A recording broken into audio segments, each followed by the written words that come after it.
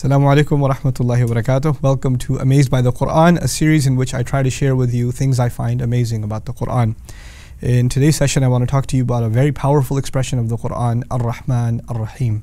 Something that's found in the Fatiha, occurs again in Baqarah, occurs in Surah Al-Hashr, all over the Qur'an. Numerous occasions you find Allah saying ar-Rahmaan, ar-Raheem. Both of these words, in one way or the other, refer to Allah's mercy. And the challenge with translating these words is that because they belong to the same origin, they almost seem synonymous. And a lot of times in English translation, we actually use words that are rather ambiguous to translate them. So the most beneficent, the most merciful, or the most merciful, the most kind. These kinds of translations are very common, right? And the problem with them is you can't really tell the real essential fundamental difference between the most merciful and the most kind.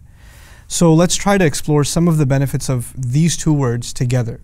Had I been giving you a talk on just the benefits of ar-Rahmaan by itself, that would take a while. And its origin and what it comes from and how it's related to the word raham, the womb of the mother, that's a separate subject. But today, just the distinction between these two and the fact that they come together, what does that produce? Okay.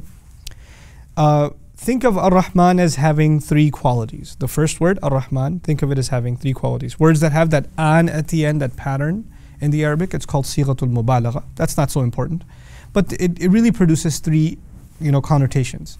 The first of them is that words like these are extreme in their meaning. So for instance, if something has an an at the end, if you say someone is knowledgeable and you put an at the end, they're extremely knowledgeable. Okay, so it makes the quality extreme. That's the first. The second is that it makes the quality transient. And what that means is it's not something permanent. So in the Arabic language, atshan, notice the an at the end. Atshan is someone extremely thirsty. But thirst, as you know, is not something that lasts forever.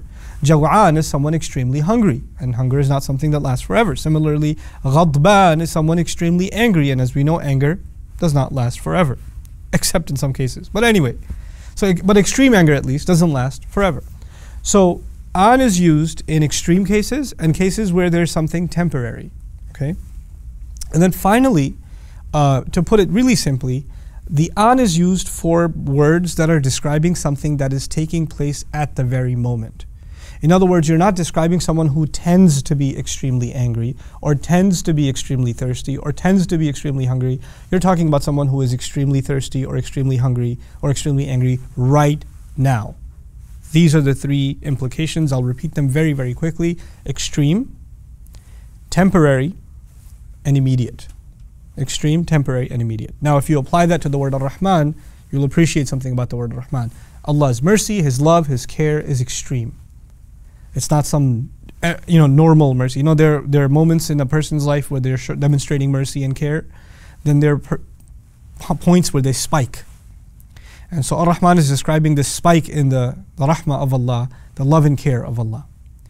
The second, the scary one, is that it's transient, but we thought every name of Allah is permanent, so it should always be the case. But as Ibn Abbas will describe, that ar-Rahmaan actually refers to Allah's mercy as it manifests on this earth, in this life. It makes sense because this life is not permanent, right? So ar-Rahmaan applies more directly to this life. And we'll see that in a second, how else that applies. But for now, even though temporary sounds a bit philosophically problematic, leave it aside for a second. And the third thing was, it's happening when? Immediately. Now, let's compare this to the two qualities of ar-Raheem. That's the next word. Also has to do with mercy, love, care. But it has two qualities. Now remember, ar-Rahmaan had three. Ar-Raheem has two. These two qualities are, one, that it's referring to something that is always the case. It's not just something happening right now or happening temporarily. It is happening, it's taking place, or it exists at least. That's the better way of saying it. It exists throughout. So for instance, when you call someone patient, then you've described a quality that they have. Or if you describe a car as red, it's a state of the car. It's not something that's going to change. You see what I'm saying? Or you describe the sky as blue, then this is a quality of the sky. Okay? Now, or an adjective of water being pure or something like that. These are constant states. Okay, that's the idea of Raheem, fa'il, that pattern. That's one, that it's constant. We'll put it like that. Simply speaking, it's constant. The second piece of it is that it's not necessarily taking place, meaning it's not acted out, it's potential. To make this easy to understand, if I say about my wife, she's patient, right? And that's a quality that she has. But right now she's not here, alhamdulillah, so I can talk about her. But she's not here. Maybe she's not being patient right now. Maybe she's actually being quite the opposite. In other words, she has the quality of patience, but it doesn't necessarily mean that it's being demonstrated right now. Similarly, you can say somebody's wise, but while they're sleeping, they're not demonstrating the quality of what? Wisdom, right? So you can have a quality, but it's not being demonstrated. You get what I'm saying? Now this is very different from ar-Rahmaan, isn't it? Because in ar-Rahmaan, it's being demonstrated when? Immediately. So now, 3 qualities of ar-Rahmaan, and what are the 2 qualities of ar-Raheem? That it's constant, and it's not necessarily being demonstrated. It's a dormant quality. Okay? Now, think about this. Why is ar-Rahmaan first? Human beings, put it simply, human beings, we love immediacy. I like to give the example of somebody who works all week and they're going to get their paycheck on Friday. But their boss who hands them the paycheck isn't there. He's stuck in traffic somewhere. Right? And it's 4:45. I need to go. 5 o'clock because I need to go immediately because I need to catch a flight. And I need this money. I need to deposit it immediately because I'm going to need this money. And I don't see my boss. It's 4:45. And somebody comes to you and says, relax, relax, relax. The boss, he'll be here. He's reliable. He has a quality of what? Reliability. And you're like, yeah, I know he's reliable, but I wish he was being reliable right now. I don't need his quality of reliability to be dormant. I need it to be taking place at the moment. I need it right now. You see what I'm saying? Human beings, when they have a problem, they don't think about the constancy of a person's qualities, the one whose help they need. They don't think about the dormant quality. They want that quality manifest, immediate. Our immediate concerns need to be met. So the immediacy. And what we want immediately is not just in small amounts, we want it in big amounts. We want it in big amounts. That's just human nature. I'll give you an example of hunger. If I'm super hungry and I'm cranky, and I go home, and I call my wife ahead of time, hey, you have anything at home? She says, yeah, I have a good lunch at home. And I get home, and instead of giving me the lunch that she promised, she says to me, what do you want to eat tomorrow? I say, I don't care. I just need food right now. I'm about to chew off my own arm. Can you just give me some food right? I can't think about tomorrow. What am I trying to tell you? Human beings, when they have an immediate need, they cannot think about the future. They can only think about the immediate. When the immediate need is met, if I satiate myself, I eat to my fill. What were you saying about tomorrow? Isn't that what happens? Happens with money. If you need to pay the bills, if you need to buy the thing right now, if you need to make the payment, all you can think about is right now. The moment you pay the bill, the moment you fill in the tuition, then you start thinking, how is the savings? How are we going to use them? Do you have enough for next month? Do we have enough for next week? You start thinking about the future.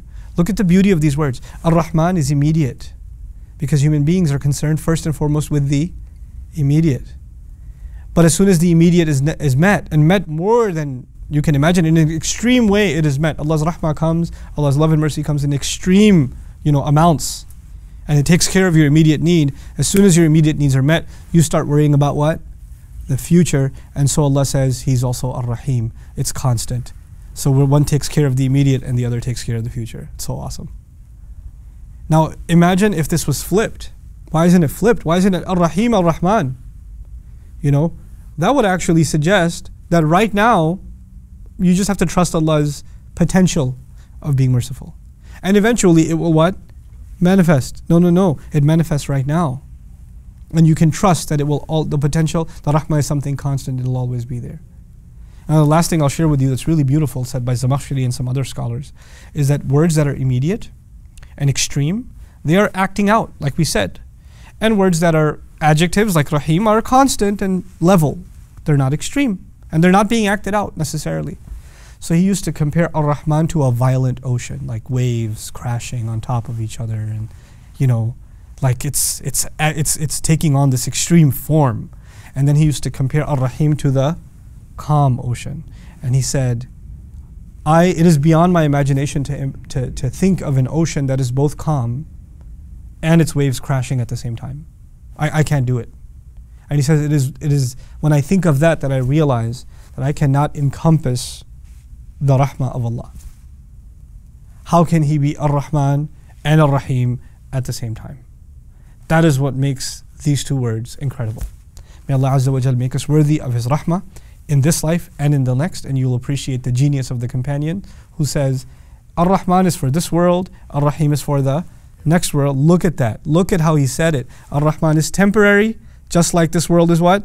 Temporary. And ar-Raheem will always be there because the next life is what? Permanent. They could see it immediately. So their analysis of the Qur'an was on point without a 10-minute description. They just got it. You know, may Allah Azza wa Jal help us appreciate and reflect on the power and beauty of the Qur'an. Barakallahu li wa lakum. Wassalamu alaikum wa rahmatullahi wa barakatuh.